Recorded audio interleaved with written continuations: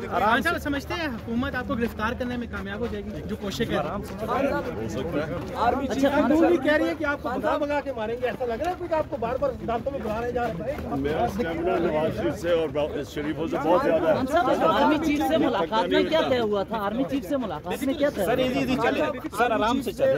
Army chief की जो तकर्र हुई है उस पर चौधरी शुजात के साथ मुशावरत हो रही है। आपको आपके साथ करेगा कोई मुशावरत या बिल्कुल साइडलाइन किया गया आपको? आर्मी चीफ चौधरी शुजात के साथ हो रही है। सर गिरफ्तार कर रही है पंजाब गवर्नमेंट।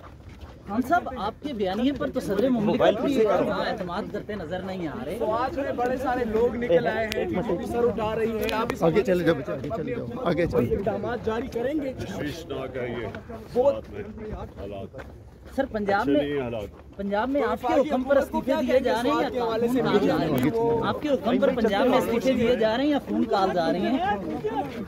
मैं आपको एक बात बता दूं सर, बोलने जिस वक्त ये सारी पार्टीज की और हमारी फंडिंग इकट्ठी देखी जाएगी, ये मैं आज आपको राइटिंग में देता हूं कि सिर्फ एक पार्टी की लीगल पॉलिटिकल फंड रेजिंग है, उसका नाम है तहरीक इंसाफ। बाकी सारों की 2 नंबर है।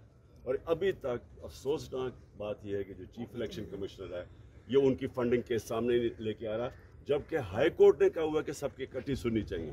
ये इसलिए नहीं कर रहा क्योंकि ये उनके घर का आदमी है और ये एक बायस्ड आदमी है, और इसलिए अगर वो सामने ले आएगा तो कौम को पता चल जाएगा कि किसकी लीगल पॉलिटिकल फंड रेजिंग है, किसकी नहीं है।